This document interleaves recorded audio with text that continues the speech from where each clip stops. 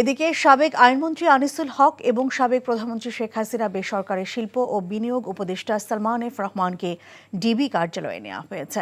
গ্রেফতারের পর গত রাতে এই দুজনকে রাজধানী মিন্টো রোডের ঢাকা মহানগর পুলিশের গোয়েন্দা বিভাগের কার্যালয়ে নেওয়া হয়। রাজধানী নিউ মার্কেট থানার একটি মামলায় এই দুজনকে গ্রেফতার করা হয়েছে। কোটা সংস্কারের দাবিতে বৈষম্য বিরোধী ছাত্র আন্দোলনের কর্মসূচি চলাকালে গত 16 জুলাই ঢাকা কলেজের সামনে সংঘর্ষে দুজন নিহত হন। এই ঘটনায় নিউ মার্কেট থানায় দুটি হত্যা মামলা হয়েছে। এসব হত্যার ঘটনায় ইন্ধনদাতা হিসেবে আনিসুল হক ও সালমান এফ রহমানকে গ্রেফতার করা হয়।